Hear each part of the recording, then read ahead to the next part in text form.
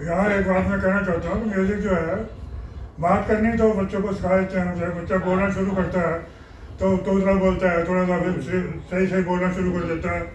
कई दफ़े उसको नहीं, मुँह से पूरी तरह से नहीं निकलते तो तोतले ज़ुबान में बोलता है। रोटी नहीं कह सकते तो रोटी कह देता है, या तो कोई करता है। लेकिन जो म्यूज़िक है उसमें कायदा जो है वो मानना ही पड़ता है। म्यूजिक जो है ये नहीं कि चल इसने ये जो कह दिया ठीक है, इसने तो रोटी को तो रोटी कह दिया तो तभी ठीक है। क्लासिकल म्यूजिक जो है म्यूजिक में नहीं हो सकता ये। वो म्यूजिक का मतलब ये है कि वो एक किसी खास चीज में बांध के उसको पूरा शास्त्र है, उस शास्त्र के हिसाब से उसके कोई उसूल है, कुछ उसूल है। इसीलिए हमें ये कहेगा कि मैं राग भीमरासी गा रहा हूँ, राग दरबारी गा रहा हूँ, ये कर रहा हूँ। अगर उसको पता ही नहीं राग दरबारी होता क्या, राग भीमरासी क्या होती है, वो क्या, तो और गा रहा पता नहीं किसने, किसी से सुन लिया कि राग दरबारी होता है, उसे गाना राग भैरवी में शुरू कर दिया, कोई और कर दिया। तो लोग कहेंगे गा तो कह दो मैं दरबारी गा रहा हूँ और भैरवी में सुना रहा है, इसको पता ही नहीं क्या होता है। तो गजल का भी वही हिसाब है, गजल है नज़में और बड़ी गजल में बातें तो वही हैं। अगर आप उसको बंदिश में बांध कर रखोगे तो वो गजल की टाइप हो जाएगी। नज़म का बांध है, नज़म का आपका एक आइडिया है कि आप यहाँ तक पहुँचना चाहते हैं। नज़म का मतलब ये है कि आप एक जगह पे पहुँचना चाहते हैं और उसके लिए कुछ रास्ते बनाते हैं और वो आखिरी लाइन में वहाँ पे आप पहुँच जाते हैं। बहुत दिनों के बाद अचानक मैंने ऐसे ही बहुत दिनों के बाद अचानक एक आदमी ऐसा मिला जो मुझे जानता नहीं था, कुछ भी करने लगी। जब उससे बात की तो लगा कि इससे तो मैं सदियों से जानता हूँ। छोटी सी नज़म मेरी ऐसे लिखी मैंने, और मैंने लिख के वो कागज़ पे, ये नहीं कहा कि मैंने नज़म लिखी है, कागज़ पे लिख दिया मैंने। फिर मेरे उस साथ वो पहले बात कहा मैंने ब्लैंक वर्ड्स लिखे। कहते तुम्हें किसने कहा कि ब्लैंक वर्ड्स लिखो, तुम्हें गज़ल कहा हो गज़ल पर लिखो। मैं कहा नहीं ऐसे में आइडिया है लिखा। वो मैंने देखा आज तक लिखा हुआ है मेरे कॉपी में लिखा। तो लोग कहते अच्छी नज़म है, छोटी सी नज़म है। तो मैंने कहा ये बात नहीं होती, आदमी अब म्यूजिक है, आपको गज़ल में शिकल जाते हैं, उनको मैं कहूँगा फाइल नहीं समझ में आएगा है।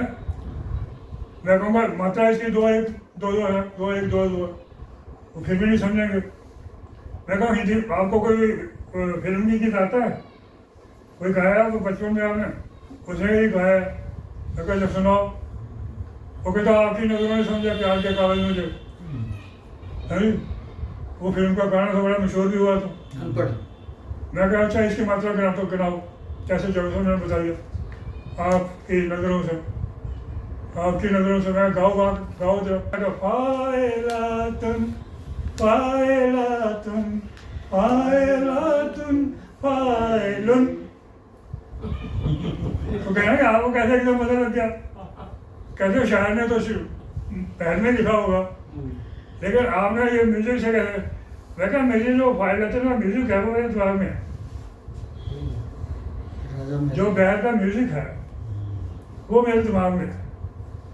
इसे उससे सब लफ्ज़ लिखने वर्ड लिखना, आप गलत लिखोगे आपको फौरन पता लग जाएगा कि फाइलन कह रहे हो कि फिल्म कह रहे हो, ठीक है। इस तरह से इन लोगों को मैंने कहा कि आप इनको बताइए, पूछिए इनके जो शेर होते थे आपके होते हैं, आपके भी होते हैं गा के।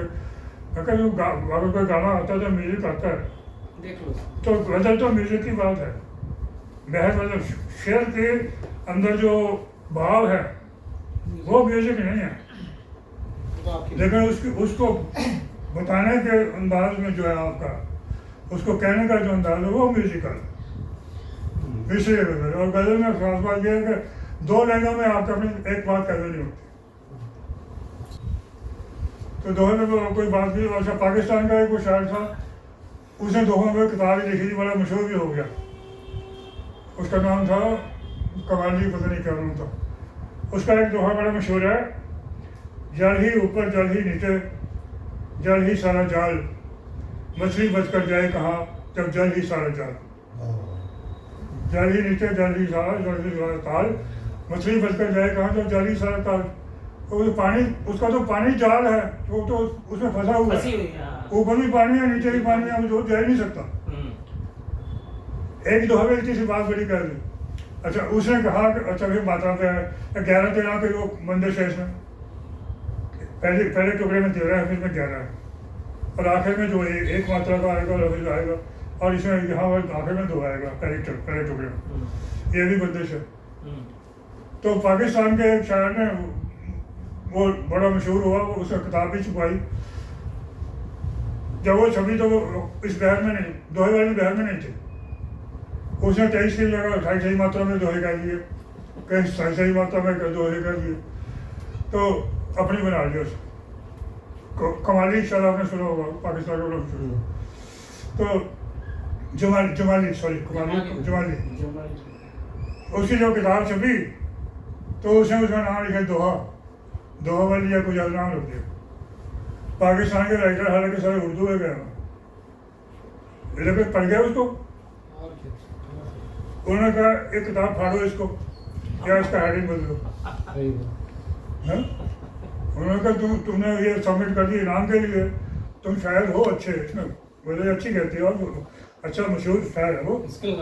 उसने कहा ये गजल दोहा के बहर में ना किताब लिख के कहा कि मैंने दोहे लिखे हैं, ये दोहों की किताब है, इसको नहीं हम बर्दाश्त कर सकते। ये नहीं कि पाकिस्तान में लिखे तो दोहे और हो गए, हिंदुस्तान में दोहे और हो गए। ये मतलब जो असूल बनाए हैं वो असूल है, जो दरबारी मैं तो गलत हो जाती है जब आप गलत बोलते हैं। ये डिपेंड करता है आपके प्रोनाउंसिएशन पर, मात्राएं गिननी है आपने बोलने पर, लिखने पर नहीं है। कहते कोई एग्जाम्पल, मैं क्या आपने कहा कबीरा खड़ा बाजार में सबकी मांगे खैर, ना काहू से दोस्ती ना काहू से प्यार, दूसरी लाइन ठीक है, पहले पे करो से। अगर लिखे पे जाओगे तो मात्रा बढ़ जाएगी वहाँ। कबीरा होगा। वो कबीरा कहोगे पूरा तो ठीक, जो कबीरा कबीरा नहीं है, लेकिन वहाँ मात्राओं गिनोगे तो कबरा पढ़ोगे तब ठीक है। कबरा खड़ा बाजार में, वहाँ मात्रा गिरानी पड़ेगी। कबरा खड़ा बाजार में सबके मांगे कर, प्रूव कर दिया कि हिंदी में भी मात्रा गिरती है, दोहे में भी। तो संडाले कहता था मात्रा नहीं गिरती, मैं क्या बता तू क्या चुप कर गया। वहाँ जा रहा उनका जो मित्तर साहब की हुई थी, मित्तर साहब की कैसी बात साफ है, मैं क्या ऐसा ही है। कभी को प्रमाणिक नहीं माना है। तो मैंने ये है कि आप जुबान नहीं बिगाड़ सकते, मतलब आपका वही मैं जुबान बिगड़ती तो बिगड़ गया, मैं मात्रा इससे ऐसे ही कर लूँ कबीरा को मैं, अब उसका मतलब नहीं पता, कबीरा कईयों को मतलब नहीं पता, तो शास्त्रीय तो कबीर का मतलब कई लोगों को नहीं पता, आपको पता? मैं वही कह, कबीर का मतलब पता, बड़ा कबीर का मतलब बड़ा है, बड़ा बिग ग्रेट, और उसको उसका छोटा उसका उल्टा है दरीबा कला दरीबा खुर्द बड़ा। तो कबीर जो है मतलब वो इस तरह से है। ये तो एक मेरा मतलब जो भी है आपकी जो भी शायरी है म्यूजिक है, जो सुर किसी ने बना दिए हैं, या तो मानो या बिल्कुल ना मानो। बिल्कुल नहीं माना तो मत कहो कि हम वो कर रहे हैं। देखो बड़े इस तरह लोगों ने लिखे, अली साहब जाफरी की नज़में हैं, उसे बोलने में इतना म्यूजिक है कि बहर बजल में उसको नहीं कह सकते आप, लेकिन उसमें बहर उसमें भी होती है। मैं जा रहा हूँ वहाँ के, उसको मिल जाएगा मुझे, मैं जा रहा हूँ वहाँ को, वो मिल जाएगा मुझे, अगर आपके मात्रा में तो आ जाएंगे वो, फिर उसकी दूसरी जगह होकर ब्लैंक वर्ड्स में मिला काफ़ी है, फिर भी उसी तरह से आते जाएंगे वो। आप पढ़ोगे अच्छे किसी के ब्लैंक वर्ड्स पढ़ोगे, आपको अगर अमर तबरेज़ों की पढ़ लेंगे आप पोइट्री पंजाबी में, ऐसी रवानी है, शाहिर की पढ़ लीजिए, शाहिर ने क्या वैसा नहीं लिखे हुए, गज़लें लिखी हैं, नज़में लिखी हैं, लेकिन बाकी खुली शायरी भी लिखी है।